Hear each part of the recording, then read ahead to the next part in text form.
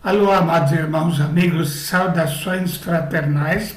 Meu nome é Peter Ulrich e queremos hoje meditar sobre o tema em tempos de conflito. E a pergunta é: o que pode vir pela frente? Para que situações eu devo me preparar? E mais ainda, como é que deve ser o meu estado espiritual quando enfrentar um conflito, especialmente pensando em conflitos armados, convulsões e assim por diante.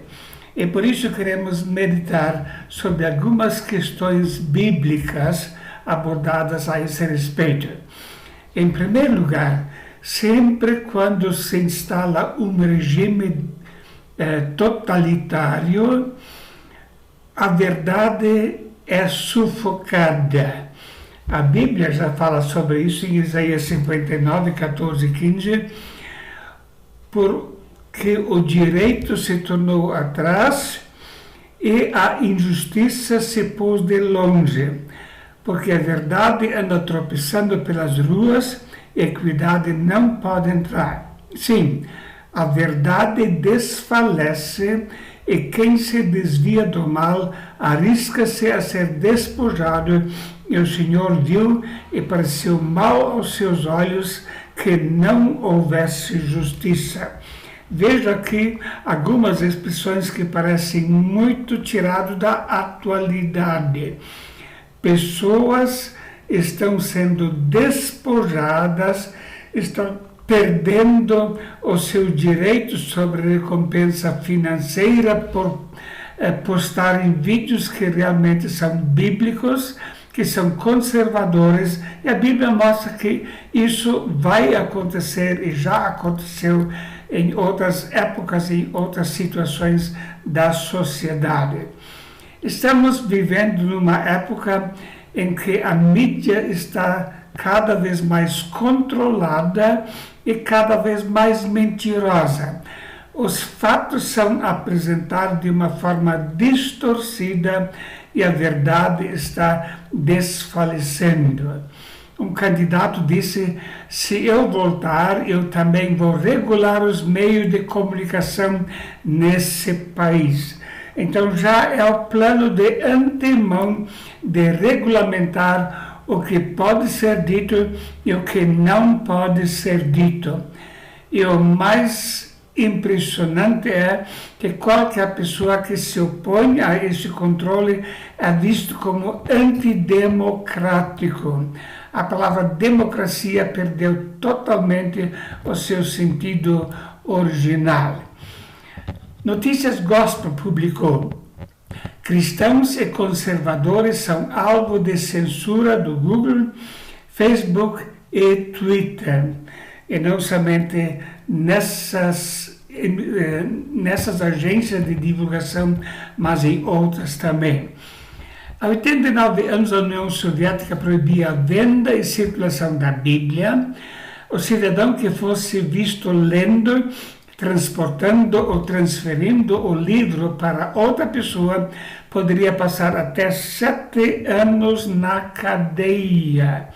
A Bíblia é o primeiro livro atacado porque ela é a verdade e as pessoas não querem que a verdade seja conhecida, por isso é proibido ter a Bíblia então.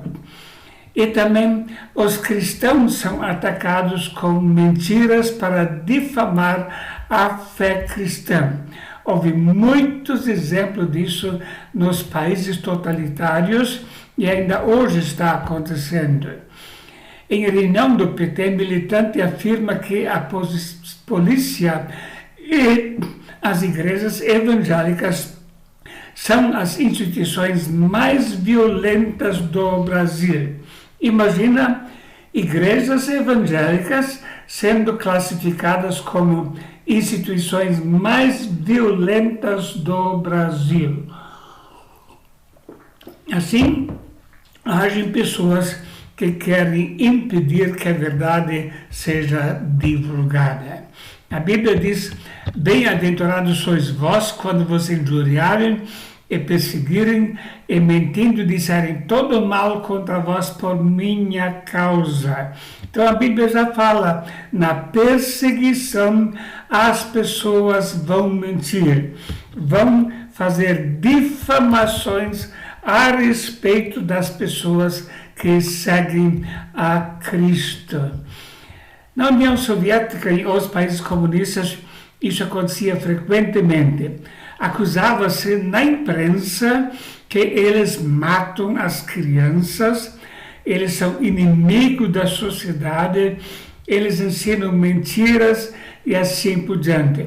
Como as crianças sofrem nesses países, nas escolas, ouvindo constantemente afirmações mentirosas desse tipo.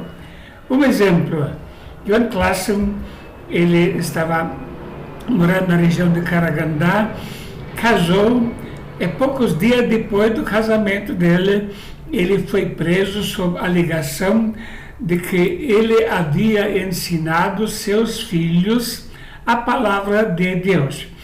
Bom, ele era casado há poucos dias, e a sua esposa nem sequer estava grávida, não tinha nenhum filho.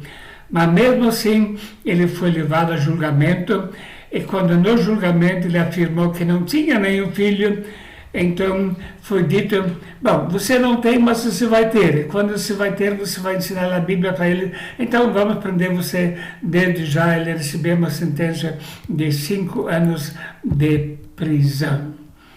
Perseguição aos cristãos na União Soviética ocorreu ao longo da história soviética. As autoridades soviéticas suprimiram e perseguiram em diferentes graus várias formas de cristianismo, dependendo do período particular. A política marxista-leninista soviética defendia consistentemente o controle, a supressão e eliminação de crenças religiosas, encorajou ativamente o ateísmo durante a existência da União Soviética. Houve outras maneiras de difamar pessoas. Por exemplo, um cristão estava preso num campo de concentração. Então, o Nachalnik, o guarda, ele disse, você está livre, pode ir embora. Então, ele se afastava do campo de concentração, e daí eles soltavam cachorros atrás que os matavam, e daí publicavam na notícia, ele tentou fugir e por isso os policiais deixaram os cachorros atrás para prendê-lo e ele acabou morto. Então, uma notícia falsa atrás da outra. Outro exemplo de Galina, eu estive na casa dela, ela era professora de escola dominical. No passado, eu estive lá depois que houve abertura. Então, alguém da polícia colocou drogas na mala dela em que ia viajar. E quando então chegou, a polícia pegou a mala dela e disse que ela estava traficando drogas e foram direto no canto onde eles tinham colocado droga. Era evidente que ela nunca tinha nada com drogas, mas saiu então na imprensa soviética, os cristãos estão praticando tráfico de drogas e por isso precisam ir para a cadeia. Ou um outro método. A igreja sabia, se alguém fizer acordo com a polícia para abandonar a fé, então não vai ser preso. Então, às vezes, eles prendiam um pregador, levavam ele para julgamento e soltavam imediatamente.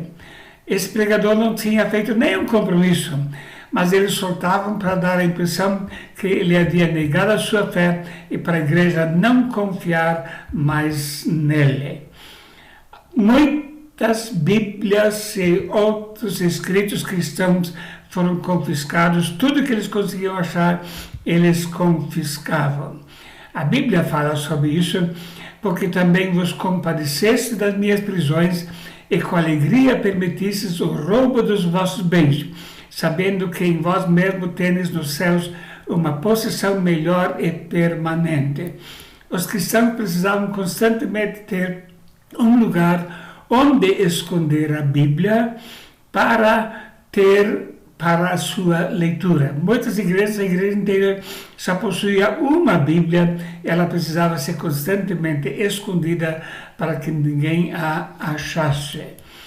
E, frequentemente, havia ordens de busca e apreensão nas famílias cristãs e procuravam, então, por literatura, hinários, assim por diante, e a pessoa, então, quando eles descobriam, perdia todos os seus bens e o dono da casa, em geral, era preso ainda.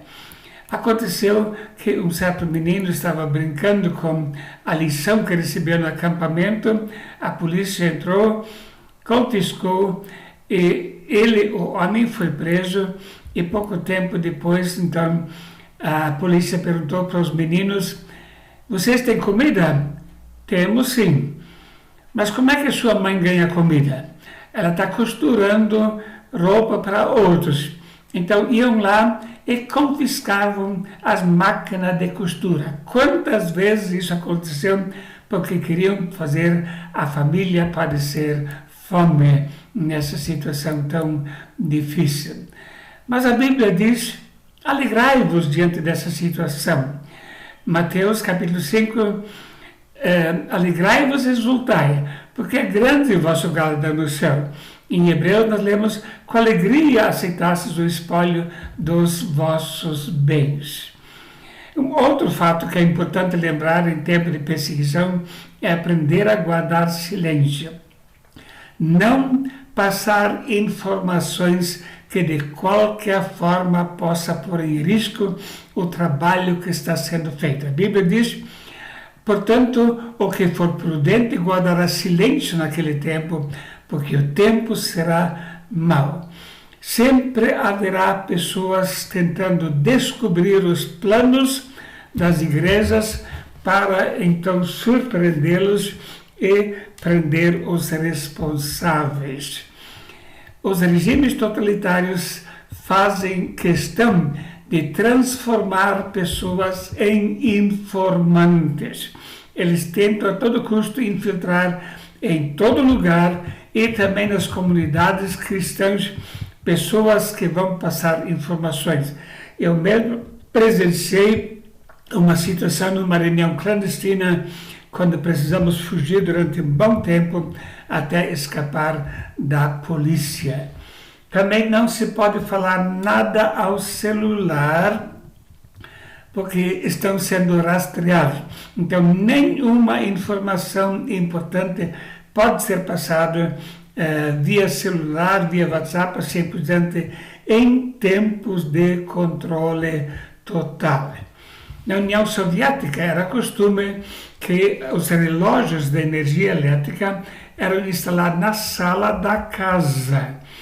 Então, frequentemente, quando era uma família cristã, a polícia entrava e dizia: houve um problema no seu medidor de luz, nós vamos ter que fazer uma reparação. Eles abriram e instalaram um pequeno aparelho de escuta e depois foram embora. Então, tudo que estava sendo falado na sala, a polícia podia ouvir.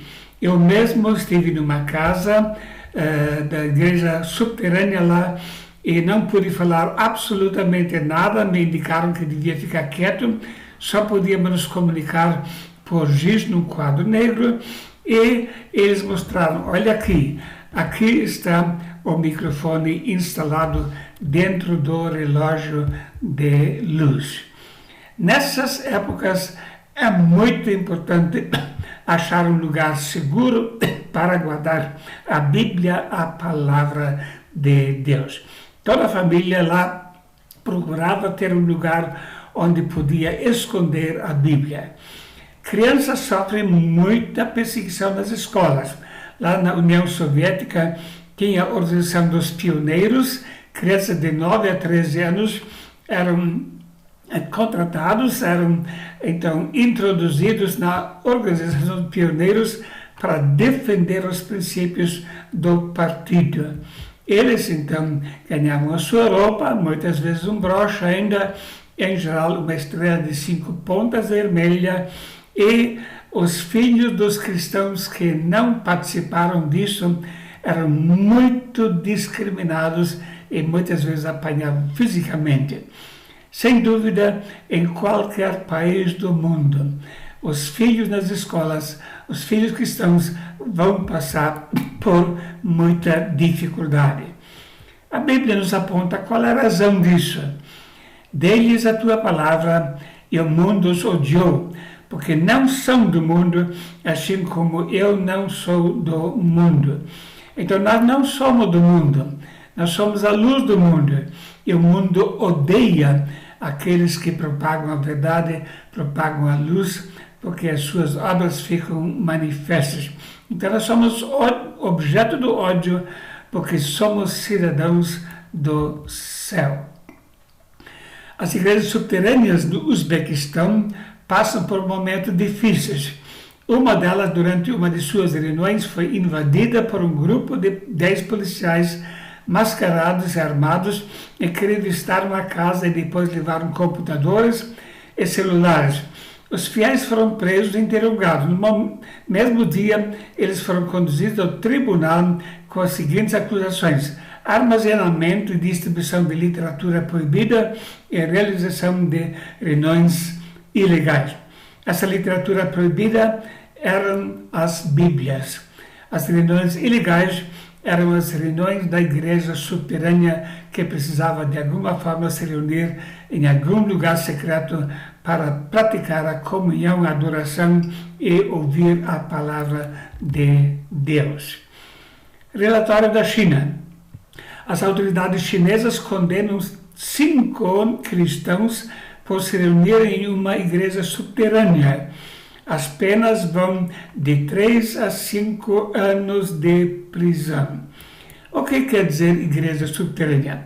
Não quer dizer que vai ser num porão, em algum lugar, numa caverna, mas simplesmente num lugar escondido. Pode ser no meio do mato. Eu vi diversos lugares onde no meio do mato os cristãos da União Soviética se reuniam naquela época. Pode ser numa casa meio abandonada. Eu estive numa reunião secreta numa casa fora da cidade e, como já disse, precisei fugir porque o informante chamou a polícia que veio atrás de nós para nos buscar e nos prender. A Bíblia coloca a perseguição como um direito concedido por Deus, porque a vós foi concedido em relação a Cristo não somente crer nele, como também padecer por ele, tendo o mesmo combate que já em mim tendes visto e agora ouvis e estáis em mim. Então ele não coloca a perseguição como uma punição, mas como um privilégio, como um direito concedido por Deus. E vamos lembrar que o apóstolo Paulo escreveu essa epístola aos Filipenses quando ele mesmo estava preso. Então, é um privilégio poder sofrer por Cristo, embora não devemos procurar ser perseguidos. Devemos lembrar que não vamos vencer por força própria. Ora, aquele que é poderoso para nos guardar e de tropeçar e apresentar-vos irrepreensíveis com alegria perante sua glória, ao único Deus, sábio, Salvador nosso, seja glória, majestade, domínio e poder agora e para todo o sempre. Então, aquele que é poderoso para nos guardar é Deus. Ele que vai nos fazer passar pelos tempos difíceis e não devemos pensar jamais que nós somos fortes. E nunca devemos ter o propósito de provocar uma perseguição. Se Deus vai dirigir que aconteça, vamos aceitar pela graça de Deus, mas nunca devemos pensar: eu vou me tornar um herói se vou ser perseguido e provocar. Isso é completamente errado. Para ser vitorioso, é necessário a pessoa ter um valor maior do que os bens deste mundo. Lemos sobre os perseguidos em Hebreus capítulo 11. Mas agora desejo uma melhor, uma pátria melhor, isto é, a celestial. Por isso também Deus não se envergonha deles de chamar seu Deus, porque já lhes preparou uma cidade. Então, o tempo de perseguição faz com que os cristãos vão perceber: eu não sou deste mundo. A minha pátria é a pátria celestial. E muitas vezes a perseguição ajuda o cristão a valorizar mais a sua pátria verdadeira, a sua pátria celestial. Não devemos ter medo. E não temais os que matam o corpo e não podem matar a alma. Temei antes aquele que pode fazer perecer no inferno a alma e o corpo. Não se vendem 2 passarinhos por um cetil, e nem um deles cairá em terra sem a vontade de vosso Pai. E até mesmo os cabelos da vossa cabeça estão todos contados. Então, devemos, antes de temer os perseguidores, ter o temor de Deus e saber que aqueles que não têm a Cristo vão para o fogo eterno. Não temer os que matam o corpo, e Ele cuida até dos nossos cabelos. Não fique com ódio ou amargura. Bem-aventurados que sofrem perseguição por causa da justiça, porque deles é o reino dos céus. Bem-aventurados sois vós quando vos injuriarem e perseguirem, e mentindo disserem todo mal contra vós por minha causa. Exultai e alegrai-vos, porque é grande o vosso galardão no céu, porque assim perseguiram os profetas que foram antes de vós. Então, mais uma vez, exultai e alegrai. Não devemos sentir ódio. Pude falar com muitas pessoas que foram perseguidas. Esteve muitas famílias que passaram por perseguição. É impressionante como eles oraram a favor dos seus perseguidores. Oraram pela salvação destas pessoas. E o testemunho que deram perante aqueles que aprenderam levou muito desses perseguidores a se converterem mais tarde, quando acabou o pior tempo da perseguição. Jesus disse: eu, porém, vos digo, amai vossos inimigos, bendizei os que vos maldizem, fazei bem aos que vos odeiam, e orai pelos que vos maltratam e vos perseguem, para que sejais filhos de vosso Pai que está no céu. Mateus 5,44. Então, note aqui uma receita perfeita. Amai, bendizei, fazei bem e orai. Essa deve ser a nossa postura, a nossa atitude para com os que nos perseguirem, possivelmente no futuro. Não devemos sentir ódio, mas esta é a receita para o cristão nessas situações. Cuidado da vida espiritual e da sua família. Um cristão não deve estar, em primeiro lugar, preocupado com a sua sobrevivência, nem com a sua segurança, mas, em primeiro lugar, com o seu cuidado pela vida espiritual, com a sua comunhão íntima com Deus. Antes tenha o seu prazer na lei do Senhor, e na sua lei de dia e de noite medita, pois será como a árvore plantada junto a ribeiro de águas, a qual dá o seu fruto no seu tempo, e as suas folhas não cairão, e tudo quanto fizer prosperará. Salmo 1, versos 2 e 3. Memorize a palavra de Deus. Muitas vezes a pessoa vai ficar sem Bíblia, mas aquilo que está guardado no nosso coração, eles não vão poder roubar. Por isso é muito importante memorizar passagens da palavra de Deus. Participe das reuniões da igreja, mesmo sendo secretas, mesmo correndo o risco de ficar preso. A comunhão é fundamental para o fortalecimento da nossa vida espiritual. E quando a pessoa participa da comunhão, ela vai se sentir amparada, vai perceber: eu não estou sozinho, eu tenho a minha família espiritual junto comigo. Não passe informações sobre atividades da igreja, a não ser para pessoas de sua absoluta confiança. No tempo de perseguição, sempre há pessoas que se aproximam tentando obter informações sobre a igreja, sobre a liderança, assim por diante. Então, eles se apresentam como pessoas que estão ansiosas por conhecer a verdade, que estão amando os cristãos e fazem perguntas, quem é que prega, onde é que se reúne, quando se reúne, assim por diante, e depois passa informação para a polícia, então a polícia vai e prende. As informações nessa situação não podem ser passadas nem por telefone e só via contato direto e discreto, uma casa atrás da outra e não publicamente. E sempre devemos lembrar, e Jesus disse, será grande o vosso galardão. A dor aqui às vezes pode ser grande, mas o galardão vai ser maior ainda. Por isso, se vier perseguição, vamos ficar fiéis ao Senhor, servi-lo com fidelidade, não negar as verdades da palavra de Deus, e a recompensa um dia será grande. Que Deus nos abençoe, em nome de Jesus. Amém.